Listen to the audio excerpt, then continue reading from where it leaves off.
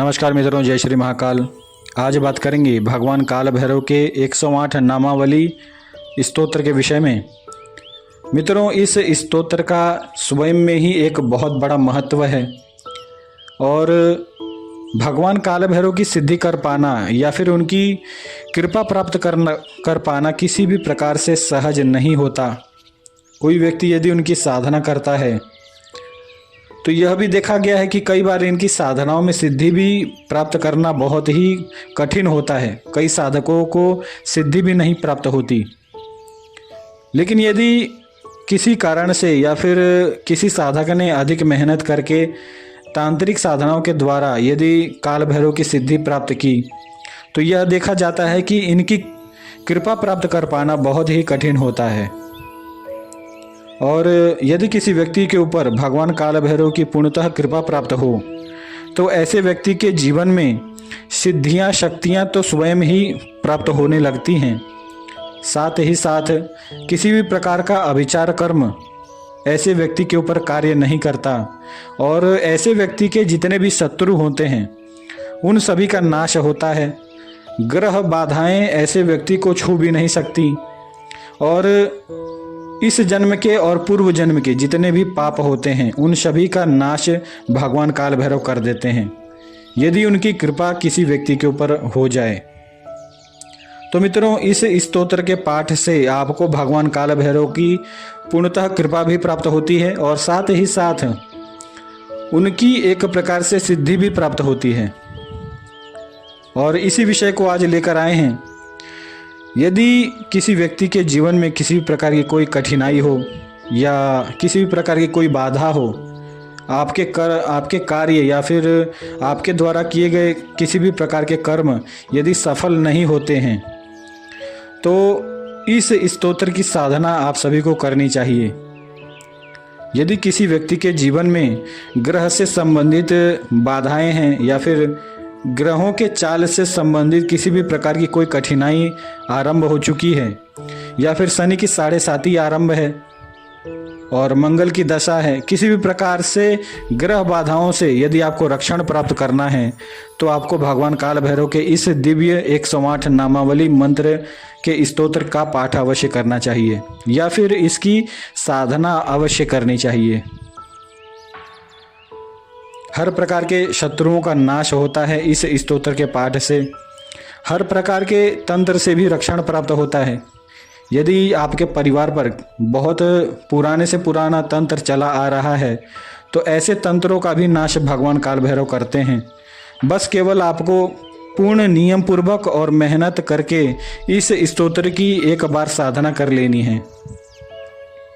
यदि आप चाहते हैं कि हम इसकी साधना नहीं करना चाहते हो और हम केवल एक बार पाठ करना चाहते हैं नित्य, तो आप यह भी कर सकते हैं। केवल नित्य 108 पाठ यानी कि केवल एक बार पाठ करने से आपको लाभ अवश्य प्राप्त होता है। यह इतना सिद्ध स्तोत्र है कि यदि आप अपने जीवन में यानी कि सामान्य जीवन को जीते हुए केवल एक बार इस स्तोत्र का पाठ करते हैं तो भी आपके जीवन के सभी समस्याओं से आपको छुटकारा प्राप्त होता है। लेकिन मित्रों, यदि आपको पूर्णतः इस स्तोत्र का लाभ लेना है तो केवल एक बार इस स्तोत्र की साधना आप सभी को करनी चाहिए। आइए इस स्तोत्र के साधना के विषय में बात कर लेते हैं। किसी भी कृष्ण पक्ष के अष्टमी के दिन से आपको इस स्तोत्र की साधना आरंभ करनी है।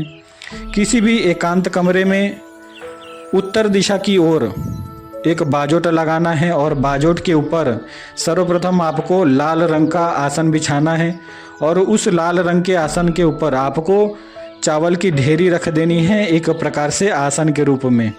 ये यानी कि जैसे एक आसन बिछाया जाता है उसी प्रकार से आपको चावल बिछा देने हैं और उसके बाद उस चावल के ऊपर आपको काले रंग का एक और आसन बिछा देना है भगवान काल भैरव के नाम से।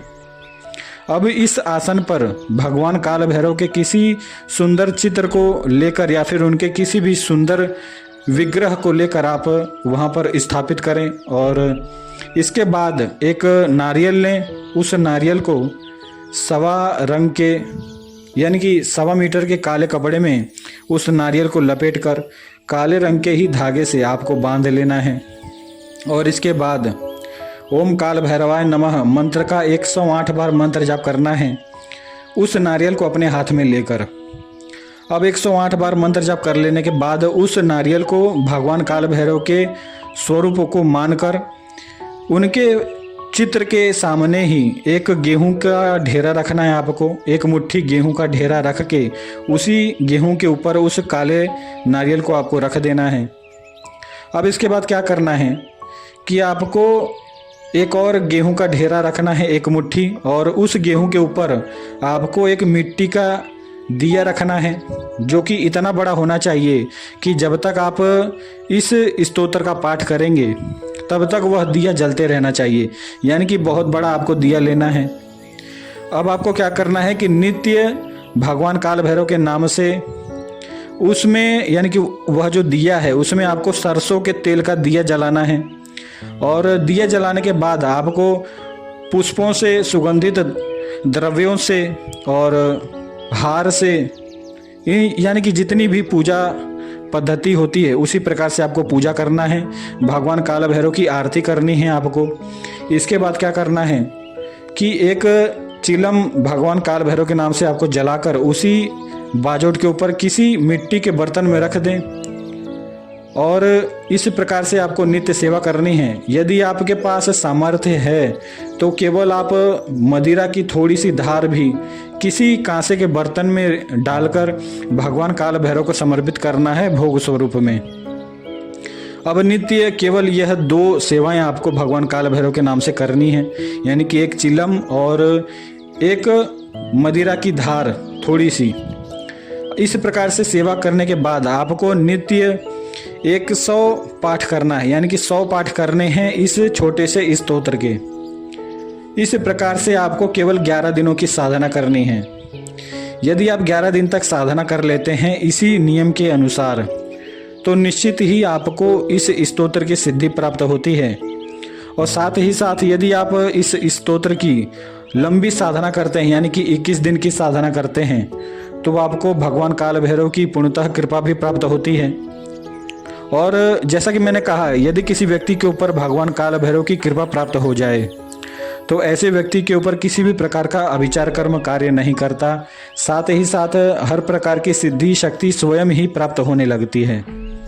अब सबसे बड़ी बात करते हैं, यदि आप इसी स्तोत्र की 40 दिन की साधना कर देते हैं तो इसमें यह भी देखा गया है कि आपकी पूर्णतः कुंडलिनी जागृत हो जाएगी और हो सकता है कि ध्यान के मार्ग में भगवान काल भैरव के दर्शन हो।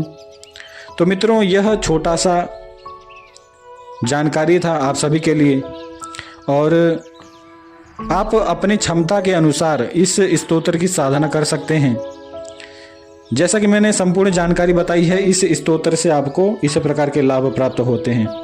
तो जय श्री महाकाल, आज के लिए इतना ही। और इस स्तोत्र की साधना मेरे अनुसार हर व्यक्ति को करनी चाहिए, चाहे वह महिला हो चाहे वह पुरुष हो। हर प्रकार के व्यक्तियों को इस स्तोत्र की साधना एक बार अवश्य अपने जीवन में करनी चाहिए। तो जय श्री महाकाल। मेरे चैनल को लाइक करें, शेयर करें, सब्सक्राइब करें।